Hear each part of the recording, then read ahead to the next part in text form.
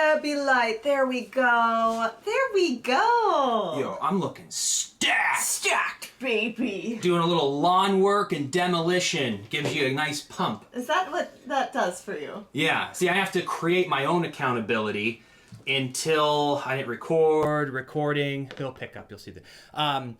That's how I create my own accountability. Is that right? With working out, is you can't stop in the middle of mowing the lawn. You can't stop in the middle of ripping out carpet and tack strips, because then you have a disaster on your hand. But if you go to the treadmill, what's stopping you from walking off it after 8 minutes and grabbing a banana peanut butter smoothie? Determination, drive, motivation.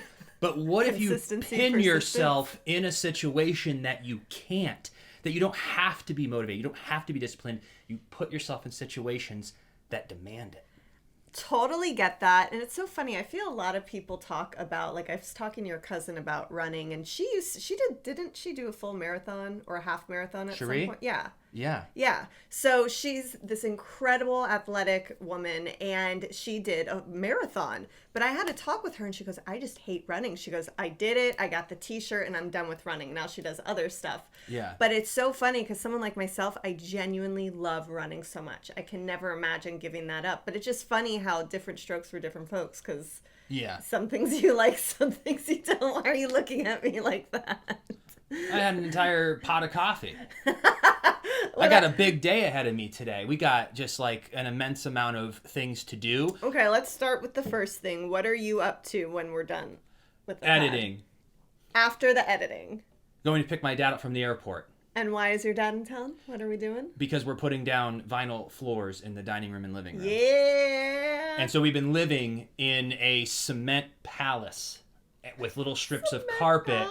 But our place looks so much bigger when you move furniture out and you rip out carpet. It almost feels like an office space. I almost just want to leave it. What do you think? I'm not going to leave it by any means, but it's so funny because I posted on Instagram yesterday, like behind the scenes of what you were doing. And y'all know me, I'm type A. I like things a very specific way. And having the house turned upside down, it just gives me massive stress in my life. I don't know what it is. I can't roll like that. Freddie is such a gypsy. I'm not that way. I'm really particular with everything. And someone commented back and was like, oh, after looking at it, she goes, that's ADHD brain. She goes, I know because I have it. What is? I guess just everything was just a mess. Oh, it's organized as hell. Everything was completely orchestrated perfectly. I cut out just enough of the carpet because the difficult part, my hands are still sore from it, is taking out the tack strips. You have to use a crowbar and take out these tack strips where the carpet is stuck down along the baseboard. So I ended up doing that all around the house and just left a 10 by 10 piece of carpet with all of our furniture on it, so that when we move it over to the dining room, once it's floored, then we just roll that up, but I don't have to pull the tack strip up. So I thought ahead. Every little part of it was completely organized. Yeah. And you want to hear something about life. Oh gosh. I have never felt more like we are in the Truman Show simulation than we are since we moved into this neighborhood. I don't care if we walk outside at 3:15 or 6:55 or 11:26, no matter what. I know. There is it is like it's like a video game where you walk into the store and you know that people are going to walk by because it's programmed. No matter when. And we have the most wonderful neighbors, but I'm talking like all of a sudden there's just strange things happening where I'll like close the door and then you open it and like a bike goes by and you're like, you close and you open up, like, there's a bike. Like, I don't know if this is real. But we're at the front of the neighborhood, so people are always going by. But we got super lucky because all our neighbors are awesome. I'm not complaining about that. But one of this weird thing happened. So we have all this carpet taken out and the padding, so I have it all rolled up, and it's a big pile. It's a big pile in the garage. Yeah. And I looked on the website for the trash day, and they said you can put out 2 items with your trash bin and they will take it. So if you have a stove and a recliner, they will take that on trash day. But if you have a stove, recliner, and a dishwasher, they will not take all 3. So I was like, well, what the hell do you do with a bunch of carpet? So I was like, let me just see. So I set it out there so neatly with the garbage. I'm out there mowing the lawn, getting everything together. And they come with the electric arm and they take the thing and they dump it and they leave. And I go, what the hell? They didn't take it. So I finish up, I'm mowing, I'm doing my thing. And then I decide, you know what? Let me just bring the rest of it out there. I'm going to line all of it up and I'll just let it sit there. Well, as cars were driving by and like looking at our house, I was like, this doesn't look good. I go, some of the houses I walk by when I'm on my jog, they've got just a bunch of debris out there that they're waiting for it to be picked up, but they'll put it on Tuesday and you'll have a rocking chair and children's stuff just piled in front and it looks like trash. And I was like, we're not going to be trash. So I sat there and I go, all right, they didn't pick it up. I'm going to have to call them or just hire a junk removal place or whatever. A what? Junk removal. Sound like you said a drunk removal. Either way. Sometimes you got to be drunk to do these jobs. So I go, fine, I'm done. I was done with everything. The lawn looks beautiful. Everything's perfect. I was out there for 2.5 hours, got in my workout. I think I walked like 11 miles yesterday just from all the work that I was doing. So I go, let me take these in. So I took one by one again. Huge. Put it in the garage. Then there was a couple grass clippings underneath because they had blown underneath the pile I had. So I go, let me just sweep this away. I grab the broom, I'm walking down, and I hear this noise, and I turn. It's the garbage truck again. Except it's with a gentleman hanging off the back who's stopping, picking up all the extra heavy stuff. And I go, that makes sense. They have to go around the neighborhood, get all the trash, empty it, or get a new truck, and then come back for all of the stuff. And I just sat there, and I just watched them go by, and me and the guy who was hanging off the back just, like, looked at each other. And I think he knew. And I just like kind of go, they're already driving by. It took me 15 minutes to, like, the cars are in the way. So now we have a stack of carpet in the garage that I know they'll pick up, but I didn't know they come in too. But I was like, if it would have happened 3 hours later, fine. How was it that I took the last roll, went to get a broom and then they came? I missed them by 2 minutes. I put it back in 2 minutes too soon. I mean, that kind of What stuff, is that? It's crazy. And you know what's wild? Something like that happened with me the other morning. I let Benji out. It's probably 7:30. And right as he's urinating in our yard, the neighbor's dog comes running. And our neighbor's dog's name is Sophie. And she's probably, 2 years old. She's filled with energy. She wants to be friends, but Benji won't have it. And I catch Benji as he's urinating, looking at this dog, and he's like, "Oh, as soon as I'm done, I'm jumping for you." You can see him thinking that in his head. And literally, the second he was done, I go and grab him, and his legs just go flying because he wants Sophie so bad. And I'm like, "What are the odds?" Just at that exact timing that he was going to the bathroom, she comes running. Like, why wasn't it a second later?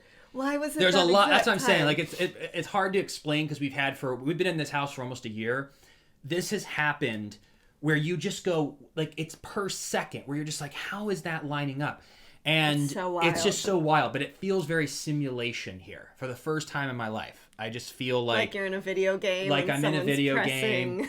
And the more and more things are happening, I don't want to make this into a simulation podcast today, but I think we're finally starting to see the technological advancements that are opening our minds to going, oh, this is getting so good that I could see how we could possibly be living in a simulation and just we're just at a different phase of the evolution of it.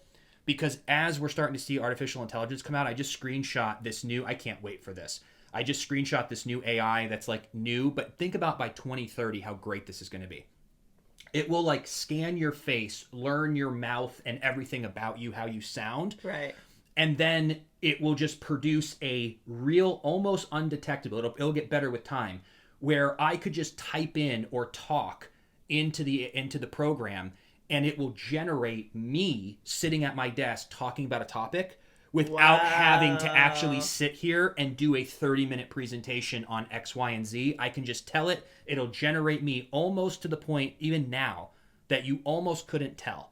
Wow. But think another 10 years, we'll be able to just tell AI, and it'll know my mannerisms because we have enough data to plug in with all our podcasts. Of course. And think about how I could literally tell AI, just like, make videos about all that, and it will just like do it for me. But also think about all of the videos we have out on YouTube and the internet with our voices and words that it'll be trained easily. It'll be crazy.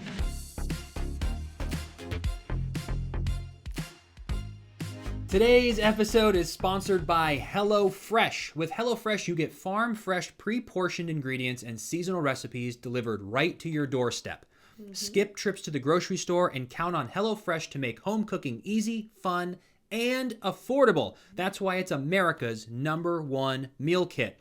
Figuring out what's for dinner, is not at the top of anyone's summer activity wish list. HelloFresh delivers mouth-watering, chef-crafted recipes and fresh ingredients to your door so you can spend your summer doing, well, whatever you want. This summer, spend less time meal planning and prepping with HelloFresh's pre-portioned ingredients that make it easy to get cooking quick. And I think that is our number, because we've been working with HelloFresh for a while. We've been eating their delicious meals. And what I love is the convenience. I don't want to go to the store and pick out all the ingredients. They just ship it right to you, all ready to go.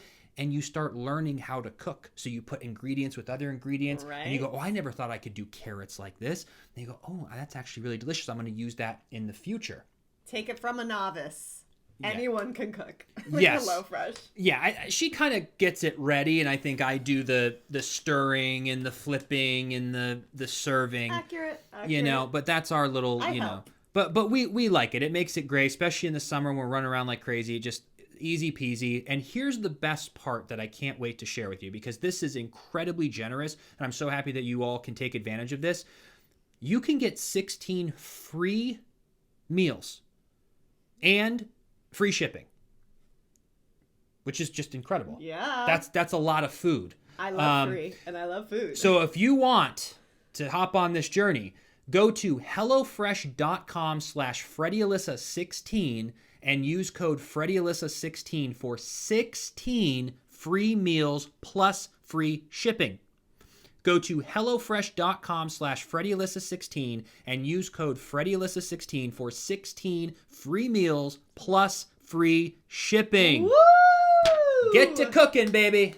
Get to cooking. Now back to the show. Well, didn't Apple just come out with all the details of their new iPhone, but one part is going to be, I guess, VR glasses essentially? Yeah, finally came out with it. So October. You would put these glasses on, and instead of just having this one screen in front of you, I'll put the glasses on. I can have this screen here, pull this up, be in person talking to someone else who has their VR glasses on in this simulation. And it's just crazy. I'm always so about opening my mind, learning new things, but gosh, it's pretty wild. And the augmented, I think, is what we're ready for. I think VR still seems I don't want to be submersed where you don't. What's the difference between? Well, VR is you're totally immersed in a fake world. Okay. Augmented is I can still see our studio, except I could be FaceTiming with my mom here. I could also have a website up reading our sponsor, and I can go like this and make it bigger. So everything you would do on your phone. So it's augmented reality with the goggles for Apple. And you can also hit like a button or do something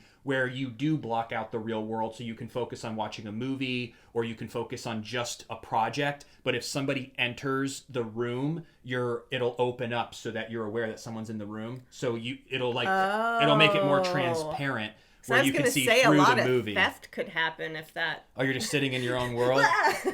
Yeah, but that's wow. That's so it's pretty augmented. But even like the driving directions, it's going to start being augmented. Where instead of again looking on your screen, you're going to be able eventually, not these goggles, but in the future, be able just to have on a pair of like glasses, and when you're driving, you'll see your blue arrows and exits on the actual street through your glasses in augmented reality. So the blue line's obviously not there, but through your glasses it is. So you just follow your blue path, and you'll be able to do that. And there's even a new thing they came out with already where you can actually see your upcoming drive in real time. So this isn't an augmented, but I think it's on your phone, where if we're going to drive from here to the airport, I can click it and you can watch in real time what's going on and show your path. So if you're like, oh, let me take the beach way, or let me take this way. Yeah, it'll show you.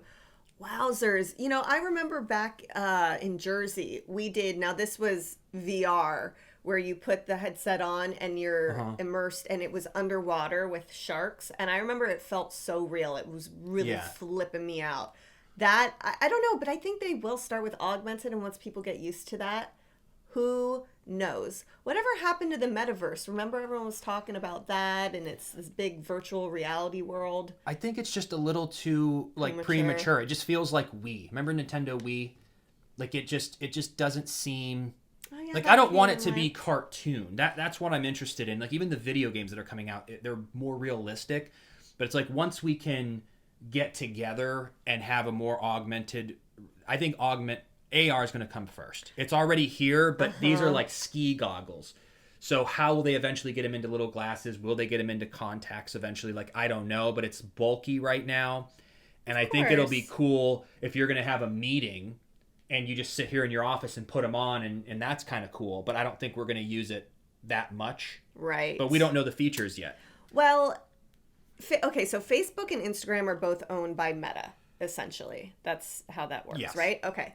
So I notice anytime I go on Facebook or Instagram and I'm looking at my profile picture, now it shows you your profile photo, but it also shows you your avatar. So I feel they're really trying to get people used to this avatar feature, because eventually when you're doing your VR or augmented goggles, maybe your avatar is who you're going to be. Like, they want to see what that will look like. And the avatar is just this little cartoon of you that like kind of looks like you, not really.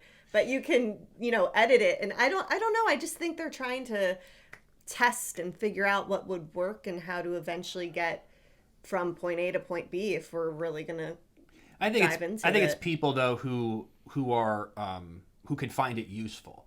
Like, I guess for me, it just doesn't seem that useful for me yet. Yeah. But as soon as I see how I can use it as a tool, I become excited. So me being a cartoon character and hanging out with my family once and us thinking it's cool is kind of what we did during the pandemic. Everyone got together on Zoom for game night for 2 weeks, and everyone's like, yeah, we're not doing this.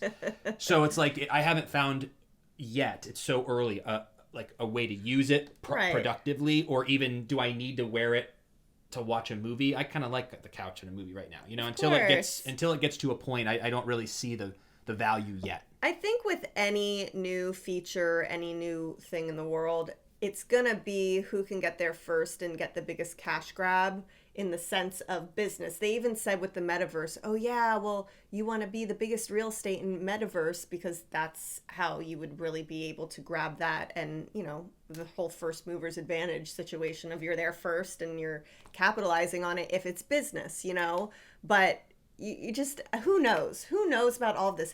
Because even with Bitcoin, the Winklevoss twins, Winklevoss twins. If you ever saw The Social Network, they were the twins in Facebook who were with Zuckerberg, and they said this was their idea. Facebook was their idea. They ended up suing him. Whatever, that was who those twins were. But they were the first in Bitcoin to become the first billionaires because they were there early. They also kind of knew, I think, what was going on with the market, but they ended up being the first billionaires. So you just look at all of the different situations and people, they lost Facebook, but then they were the first Bitcoin billionaires.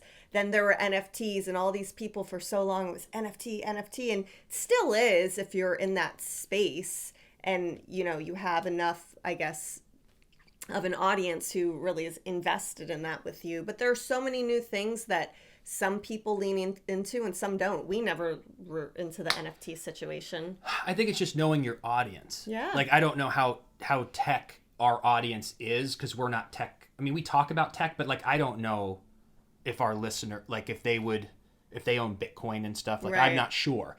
And so because for me, the NFT, the thing that it's excited about, is using it as a membership, basically, and that's what Gary Vee's doing, where if we sold 1,000 NFTs that were exclusive and it was a picture of like something that represents me, you, and Benji, or something cute, and there was only 1,000 ever made, and 1,000 people bought that NFT, and twice a year you get to come to our conference and see us, and we do podcasting, we have guests. And then eventually, if you're like, you know what, I don't want to travel anymore, I've seen enough of Freddie and Alyssa, I'm going to sell one of these, my NFT, but it could sell for triple, quadruple, 10x if we keep getting bigger, because people are going to want to be part of that event. So now you, because you invested in us early, could sell that NFT in 2 years for 10 times the amount and make a profit. And then that person could sell it in 3 more years. So it's always connected. Or you can have NFT tickets like Game 7 of the NBA Finals. Everyone bought an NFT. Right. Now you own that Game 7 NFT that's rare to the only people who were there. So now you could sell it as a collector's. An NFT is just a photo essentially online. Is that what that is? It's a non-fungible token. It's essentially like what the blue check mark is on Instagram. It's not real, but it has status. And now people are buying that fake, like the blue check mark isn't a real tangible thing, right, but it has so much meaning. Yeah. So that's what an NFT is. If there's one of a kind NFT that gives you access, like I said, those 1,000 tickets, if we sold those, no one else in the world could come but those 1,000 people to our event. Right. So if there was 8,000 people that wanted it so bad and they were contacting those 1,000, be like, I'll pay you 10 grand.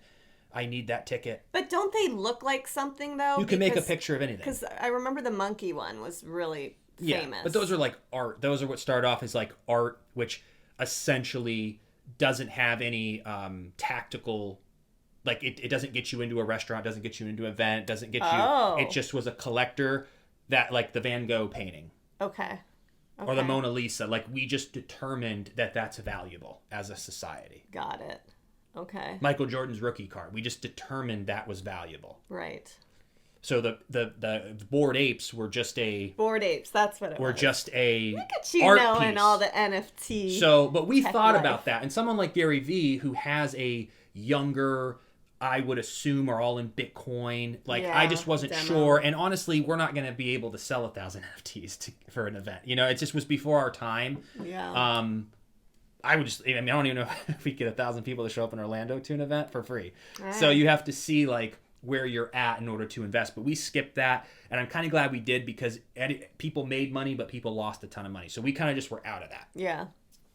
But yeah, we want to keep up to date on the technology of just how we can find the next first movers, because every time we've moved from Instagram and that evolution to podcasting, to that evolution to TikTok, and that evolution, we've been getting better and better, and we've been able to capture the early movers advantage. So that's why when we train people on social media, people are like, oh, I don't know, I'm kind of don't want to have Instagram. It's like, if you don't start learning how to do this now, in 5 years when the next thing is out where there's AI creating video for you, you don't even know how to make a video for yourself, let alone a program. Right. So it's like, the reason we did so well on TikTok is because we were already making videos. Right. So we knew how to do it. But right now it's been kind of dead for a year. There's nothing new emerging. Yeah. So, like, what's going to be the new... What'll be next? Because there was a point where I was like, what could ever come after Instagram? Like, people share videos and photos. I mean, what could possibly be different? And TikTok becomes the biggest thing. So now I'm like, well, what could ever beat TikTok? We already have the videos. Everyone copied it. What could be next? There will be something. Yeah. And we'll be ready for it because we have been keeping up. So, final answer. Are we living in a simulation, Freddie Smith? Yes. Some sort. Some sort. Well, you Whatever heard it's it gonna here look like. first. But yeah, we have to get going because I have to edit this before I go pick up my dad, and I've got like 40 minutes. And yeah. And then tomorrow I'm leaving to go to Kansas City with my family for my grandma's 92nd birthday. So we have a lot of stuff in store. And how awesome that when I'm leaving, you guys, I'm gonna come home to new floors. Well, like, we did it on purpose because it's, you know, we got just, there's 2 people in the house instead of 3. It just, you have more room. It works. We don't have to be in each other. You know, it was just kind of like, I don't want to be home alone with Benji. It was like a perfect time. We've been trying to do the floors. Get some new floors. And but we love y'all so much. Thank you for tuning in. And check out our Instas. We'll probably be posting before and afters of the project and in your trip as well. So that'll be great. But we're so happy to be back. Yeah. We still have to work on our intro and everything like that. But we'll continue to evolve that. So thank you for coming back for a new season. We appreciate you so much. Have a fantastic week, and we will see you next Wednesday. Mwah. Take care, everyone. Bye.